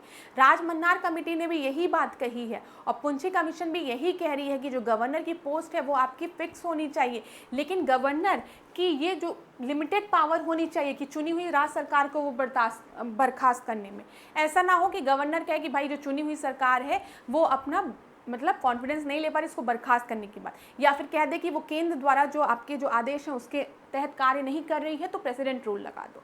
तो ये सब चीज़ें ध्यान में रखिएगा। ठीक है, ए आपका सही उत्तर है। अगला देखिए, according to Sarkaria commission which institute should be empowered to resolve the centre state financial dispute. Sarkaria commission ने किस इंस्टीट्यूट की बात की थी कि सेंटर स्टेट केंद्र राज्य वित्तीय विवादों को हल करने की बात कही गई थी। सरकारिया कमीशन ने उसके लिए किसकी बात की थी, फाइनेंस कमीशन की, नीति आयोग की, रिजर्व बैंक ऑफ इंडिया की, या फिर सुप्रीम कोर्ट की। तो फाइनेंशियल डिस्प्यूट है, तो यहाँ पर सरकारिया कमीशन ने फाइनेंस कमीशन की बात की थी, वित्त आयोग की। तो ए आपका सही उत्तर है। ठीक है, याद रखिएगा। देखिए, जो कमिटीज़ की रिकमेंडेशन है उसको हम समझने का प्रयास कर रहे हैं प्रश्नों के माध्यम से, इसीलिए ये क्लास और भी महत्वपूर्ण है। तो बताइएगा ज़रूर आज का सेशन आपको कैसे लगा, कमेंट बॉक्स में क्लास बताइएगा। आप यहाँ देखिए, Which committee first recommended that the governor should be an eminent person not involved in active politics? अभी थोड़ी देर पहले मैंने आपको बताया कि जो गवर्नर है वो आपका पॉलिटिकली एक्टिव नहीं होना चाहिए, ठीक है, वो पॉलिटिकली एक्टिव नहीं होना चाहिए, वो एक प्रतिष्ठित व्यक्ति होना चाहिए, पॉलिटिकली इनएक्टिव होना चाहिए। ये रिकमेंडेशन किसके द्वारा दी गई थी? सरकारिया कमीशन के द्वारा दी गई थी। याद रखिएगा क्लास, ये सारे प्रश्न आपके प्रीलिम्स और मेंस दोनों के लिए इंपॉर्टेंट है। अभी तक आपको याद भी होना शुरू हो गया होगा जिन स्टूडेंट्स ने पहली बार इस क्लास को किया है, ठीक है, और जो पहली बार इन टॉपिक्स को कवर कर रहे हैं। आप लोग स्पेशली मुझे बताइएगा कि चीज़ें दिमाग में बैठ रही है कि नहीं। कमिटीज़ ने जो रिकमेंडेशन दी है उसको जब हम प्रश्नों के माध्यम से देख रहे हैं तो चीज़ें दिमाग में बैठ रही है कि नहीं बैठ रही है। अगर हर कमिटी को मैं आपको पूरा पढ़ाने लगूँ तो एक समय बाद आप भूल जाएंगे, लेकिन इन्हीं कमिटीज़ के रिकमेंडेशन को अगर आप प्रश्नों के माध्यम से बार बार रिवाइज करेंगे तो चीज़ें ज़्यादा समय तक आपके दिमाग में रहेगी। इसीलिए मैं प्रश्नों के माध्यम से चीज़ें आपको समझाती हूँ ताकि कॉन्सेप्ट भी आपको समझ में आ जाए, साथ ही साथ आप टेस्ट की प्रैक्टिस भी कर लें, ठीक है। आप प्रश्नों के माध्यम से चीज़ों को समझ भी लें कि पेपर में प्रश्न कैसे बन सकता है। चलो अगला देखिए, Rajamannar committee suggested which major reform regarding the appointment of governor. बताइए इन्होंने क्या बोला था राज मन्नार कमेटी ने? राज्यपालों को मुख्यमंत्री द्वारा नियुक्त किया जाना चाहिए। राज्यपालों का चयन नियुक्ति के बजाय चुनाव से किया जाना चाहिए। राज्यपालों को सीधे प्रधानमंत्री द्वारा नियुक्त किया जाना चाहिए। राष्ट्रपति को राज्यपाल को आजीवन कार्यकाल के लिए नियुक्त करना चाहिए। तो यहाँ पर आपका सही उत्तर क्या है? राज मन्नार कमेटी की बात हो रही है तो यहाँ पर ध्यान दीजिएगा, राज मन्नार कमेटी ने रिकमेंड किया था, क्या रिकमेंड किया था? यहाँ पर राज मन्नार कमेटी ने रिकमेंड किया था कि जो गवर्नर है, जो गवर्नर की पोस्ट है वो आपके इलेक्टेड होना चाहिए इंस्टेड ऑफ अपॉइंटमेंट, ठीक है, ये याद रखिएगा। राज्यपालों का जो चयन नियुक्ति के बजाय चुनावों से किया जाना चाहिए। अगला प्रश्न, Which committee recommended that the governor should be consulted before imposing the president rule? Governors should be consulted before the imposing president rule. Sarkaria commission, Punchhi commission, Raj Mannar commission या फिर ARC। तो बताइए कौन सी कमिटी है? तो यहाँ पर ध्यान रखिएगा, कभी भी अगर आपसे पूछा कि governor should be appointed before imposing the president rule, ये रिकमेंडेशन किसने दी है तो आप क्या बताएंगे? ये रिकमेंडेशन सरकारिया कमीशन द्वारा दी गई है, ठीक है, कि गवर्नर से एक बार पूछ लेना चाहिए, भाई प्रेसिडेंट रूल लगाने जा रहे हैं। चलो अगला प्रश्न देखो, Which of the following recommendation was not made by Sarkaria commission? ठीक है, इनमें से कौन सा प्रोविजन आपके सरकारिया कमीशन द्वारा नहीं बोला गया था? राज्यपाल राज्य के बाहर का व्यक्ति होना चाहिए। मुख्यमंत्री से परामर्श के बाद राज्यपाल की नियुक्ति होनी चाहिए। राज्यपाल का चुनाव राज्य की जनता द्वारा किया जाना चाहिए। अनुच्छेद 356 का उपयोग केवल अत्यंत परिस्थितियों में किया जाना चाहिए। तो यहाँ पर ध्यान दीजिएगा क्लास, जब हम सरकारिया कमीशन की बात कर रहे हैं तो सरकारिया कमीशन ने ये चीज़ तो बोली थी कि अनुच्छेद 356 का उपयोग केवल अत्यंत परिस्थितियों में किया जाना चाहिए। लास्ट रिजॉर्ट बोला था कि प्रेसिडेंट रूल जो है आर्टिकल 356, इसका उपयोग एकदम अंतिम, जब कुछ ना उपाय रहे तब आर्टिकल 356 का यूज़ करना चाहिए। Governor should be elected by the people of the state. Governor should be appointed after consultation with the chief minister. मैंने आपको बताया था गवर्नर जो है उसको अपॉइंट, उसकी नियुक्ति होनी चाहिए, पर किसके परामर्श लेना चाहिए उसमें? मुख्यमंत्री से परामर्श के बाद राज्यपाल की नियुक्ति होनी चाहिए, गवर्नर की नियुक्ति होनी चाहिए, ये भी बोला गया था। राज्यपाल जो है वो राज्य के बाहर का व्यक्ति होना चाहिए, ये भी बोला था सरकारिया कमीशन ने। साथ ही साथ क्या बोला था? जो राज्यपाल है वो प्रतिष्ठित व्यक्ति होना चाहिए, एमिनेंट पर्सन होना चाहिए, जो कि अभी पॉलिटिकली एक्टिव ना हो, ठीक है। यहाँ पर कौन सा आपका सही नहीं है? वो है C, governor should be elected by the people of the state. ये रिकमेंडेशन नहीं दी गई थी, तो सी आपका सही उत्तर हो गया। अब क्लास यहाँ पर आप देख लीजिए एक बार, यहाँ पर ध्यान दीजिए, वही सेम चीज़ अगर आपसे पूछ लिया जाए, जो गवर्नर है should be elected instead of appointment. राज्यपाल का चयन नियुक्ति के बजाय चुनाव से किया जाना चाहिए। ये रिकमेंडेशन किसके द्वारा दी गई थी? वही सेम लाइन यहाँ लिखी है। तो आप क्या बताएंगे? राज मन्नार कमेटी द्वारा दिया गया था। राज मन्नार कमेटी ने क्या कहा था? जो गवर्नर की पोस्ट है वो आपके अपॉइंटेड नहीं होनी चाहिए। राष्ट्रपति द्वारा जो गवर्नर का अपॉइंटमेंट है उसकी बात ना करके गवर्नर को भी इलेक्टेड होना चाहिए। ठीक है, ये याद रखिएगा। राज्यपाल का चयन नियुक्ति के बजाय चुनाव से किया जाना चाहिए। Clear class? चलो अब यहां देखो, ठक्कर कमीशन की बात की गई है कि ठक्कर कमीशन ने मेनली एग्जामिन किया था role of governor in which area, Panchayati Raj में, आर्थिक सुधार में, न्यायपालिका में या फिर केंद्र राज संबंध में। तो ये तो बहुत ही आसान प्रश्न है। आपको पता है जब भी हम गवर्नर की बात करेंगे तो हम सेंटर स्टेट रिलेशनशिप की बात करेंगे, और गवर्नर की पोजीशन को एग्जामिन किया था इन सेंटर स्टेट रिलेशनशिप, वो थी ठक्कर आयोग। अगला प्रश्न देखिए क्लास, क्या दिया गया है? यहाँ पर दिया गया है which of the following is common recommendation of both Sarkaria and Punchhi commission. ठीक है, सरकारिया और पंची कमीशन ने क्या कॉमन रिकमेंडेशन दी थी? किसके रिगार्डिंग? गवर्नर के रिगार्डिंग। ध्यान दीजिएगा, गवर्नर से related. Governor should not be the resident of the state where they are appointed. Governor should be directly elected by the people. Governor should have absolute power in the state. Governor should serve at the pleasure of the chief minister. देखिए, ये recommendation नहीं दी थी कि राज्यपालों को मुख्यमंत्री की इच्छा के अनुसार सेवा करना चाहिए, गलत है। राज्यपालों को राज्य के मामले में पूर्ण शांति की बात नहीं की गई थी। ठीक है, राज्यपालों को सीधे जनता द्वारा चुना जाने की बात भी नहीं की गई थी। मैंने आपको बताया है राज्यपाल के इलेक्शन की बात किसने की थी? राज मन्नार कमेटी ने की थी कि अपॉइंटमेंट नहीं, इलेक्शन होना चाहिए राज्यपालों के लिए। राज्यपाल उस राज्य का निवासी नहीं होना चाहिए जहां उनकी नियुक्ति हो, ये याद रखिएगा। ये रिकमेंडेशन कॉमन थी सरकारिया कमीशन और पंची कमीशन की। दोनों ने ये रिकमेंड किया था कि जिस स्टेट का गवर्नर चुना जा रहा है, गवर्नर उस स्टेट से बिलोंग नहीं होना चाहिए, और ये अभी भी आपका है। ठीक है, गवर्नर जिस स्टेट से बिलोंग होता है वो उस स्टेट का गवर्नर नहीं चुना जाता है। ये आपका सही उत्तर है। अगला प्रश्न देखिए क्लास, अगला प्रश्न ध्यान से देखिए। Which committee recommended that the governor should be given a fixed tenure to ensure the stability. किसने कहा था कि गवर्नर की जो पोजीशन है वो आपकी फिक्स्ड होनी चाहिए, फिक्स टेन्योर के लिए? क्या कितने टेन्योर के लिए बोला गया था? 5 साल के लिए। किसने बोला गया, किस कमेटी ने बोला था कि जो गवर्नर की जो पोजीशन है वो 5 साल टर्म के लिए होनी चाहिए? तो वो पंची कमीशन ने बोला था। तो यहाँ पर सी आपका सही उत्तर है। ठीक है, गर्मी फिर से शुरू हो गई है तो ज़्यादा से ज़्यादा पानी पीजिए। आज की क्लास में मुझे ही आपको पढ़ाते समय ऐसा लग रहा है कि मुझे पानी की आवश्यकता है, तो पानी खूब पीजिए। ठीक है, गर्मी बहुत बढ़ रही है, आप लोगों की तबीयत भी खराब होगी। ठीक है, और ज़्यादा धूप में निकलने अगर ज़रूरत ना पड़े तो मत निकलिए, और पानी का इंटेक बढ़ाइए थोड़ा, और पढ़िए। पढ़ना तो सबसे ज़्यादा ज़रूरी है। अब देखो, who was the chairperson of the first backward classes commission? पहले पिछड़ा वर्ग के आयोग का अध्यक्ष कौन था? तो काका केलकर थे। बी आपका सही उत्तर है। ये परीक्षा में पूछा गया प्रश्न है। ठीक है, चल, who was the key recommendation, what was the key recommendation of the Mandal commission? Mandal commission ने क्या रिकमेंडेशन दी थी?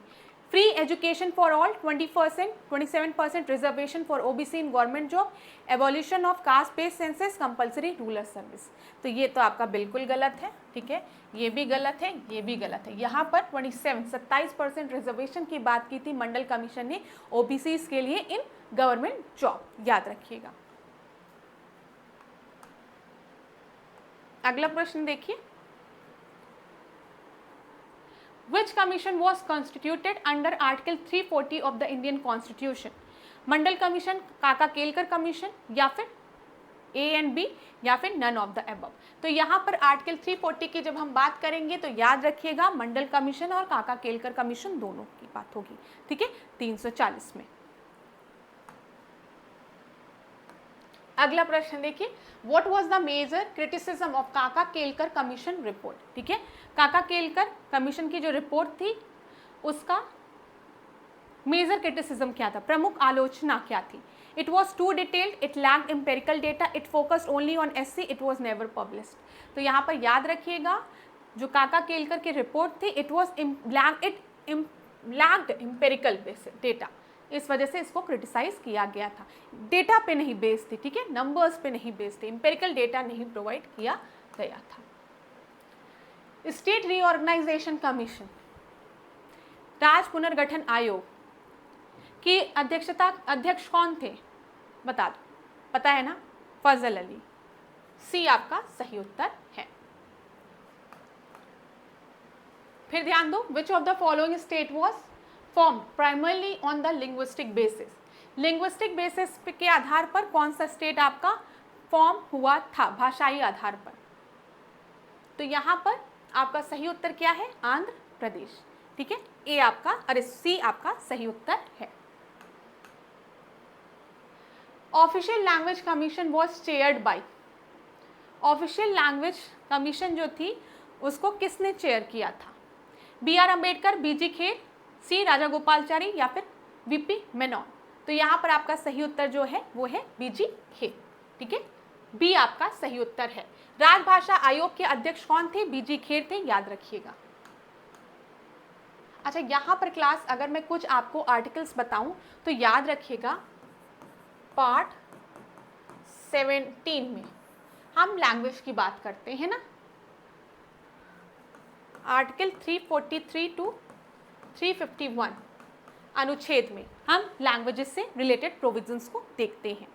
यहाँ पर आर्टिकल 343, 345, 348, 350A और 350B आपके लिए इंपॉर्टेंट है। आर्टिकल अनुच्छेद 343, 345, 348, 358, 350B इंपॉर्टेंट है। आर्टिकल 343 की जब हम बात करेंगे, यहाँ पर ऑफिशियल लैंग्वेज की बात की गई है,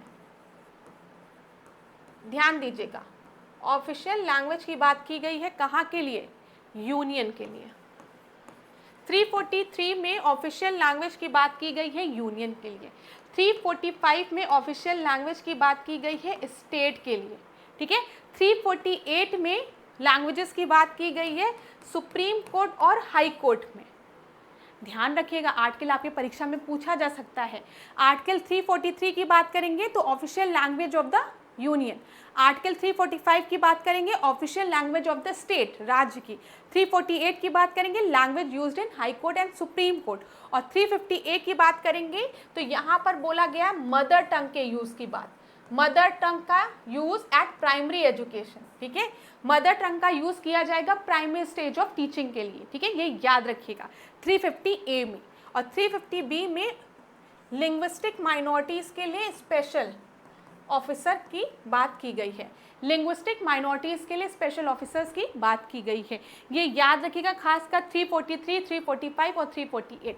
343 में ऑफिशियल लैंग्वेज यूनियन के लिए, 345 में ऑफिशियल लैंग्वेज स्टेट के लिए, 348 में हाई कोर्ट सुप्रीम कोर्ट में लैंग्वेजेस की बात की गई है, और 350 में याद रखिएगा मदर टंग के यूज की बात की गई है प्राइमरी एजुकेशन में। चलो अगला प्रश्न देखिए, Which committee was responsible for drafting the Indian Constitution? Indian constitution को ड्राफ्ट करने के लिए कौन सी कमिटी रिस्पॉन्सिबल थी? Provincial constitution committee, union power committee, fundamental right सब कमिटी या फिर ड्राफ्टिंग कमिटी? तो आप सभी को पता है कि जब भी हम भारतीय संविधान के मसौदे की बात करते हैं तो उसको किसने तैयार किया था? ड्राफ्टिंग कमिटी ने। चलो आगे बढ़े। अगला, who was the chairperson of the drafting committee of India? Drafting committee जो थी भारत की, उसका चेयरपर्सन कौन था? Doctor Rajendra Prasad, doctor BR Ambedkar, Jawaharlal Nehru, Sardar Vallabh भाई पटेल। तो आप सभी को पता है ड्राफ्टिंग कमेटी की अध्यक्षता किसने की थी? BR अम्बेडकर ने। बी आपका सही उत्तर है। तो क्लास आज के सेशन का ये आखिरी प्रश्न था, ठीक है, आज के सेशन का ये आखिरी प्रश्न था। नेक्स्ट क्लास में आपसे मिलेंगे नए प्रश्नों के साथ। आज की क्लास बहुत इंपॉर्टेंट थी, जो भी इंपॉर्टेंट पॉइंट्स मैंने आपको बताए हैं उनको नोट डाउन कर लीजिएगा। ये प्रीलिम्स और मेंस दोनों के लिए महत्वपूर्ण है ये क्लास, तो उसको उसी के अकॉर्डिंग आप नोट करिएगा। अब आज के सेशन को यहीं पे एंड करते हैं, नेक्स्ट क्लास में मिलेंगे नए प्रश्नों के साथ। तब तक खूब पढ़िए, खूब आगे बढ़िए। कोई भी प्रॉब्लम हो कमेंट बॉक्स में बताइएगा, किन्हीं भी टॉपिक्स में आपको दिक्कत हो रही है, ठीक है, किसी भी टॉपिक में या कोई भी पोर्शन आप चाहते हो किसी सब्जेक्ट का मैं कवर करूं प्रश्नों के माध्यम से, तो आप कमेंट बॉक्स में मुझे बता सकते हैं। चलिए नेक्स्ट क्लास में मिलेंगे। खूब गर्मी बढ़ रही है तो खूब पानी पीजिए, अपने स्वास्थ्य का ध्यान दीजिए, खुश रहिए और खूब मन लगा के पढ़िए। सेशन ज़रूर होगा क्लास, और कमेंट बॉक्स में ज़रूर बताइएगा ऐश्वर्या मैम को कि आपके लिए क्लास इंपॉर्टेंट थी कि नहीं थी। ठीक है, अंत में यही कहूँगी, खुद खुश रहिए, दूसरों को खुश रखिए, अच्छे शब्दों का प्रयोग करिए, अपने मन को प्रसन्न रखिए, दूसरों को भी प्रसन्न रखिए, जीवन में मुस्कुराते चलिए, सब चीज़ बहुत अच्छा होगा। इसी तरीके से मेरे साथ ऐश्वर्या सिंह के साथ टिकोड एग्जाम के साथ बने रहिए, खूब पढ़िए क्लास, खूब आगे बढ़िए। धन्यवाद।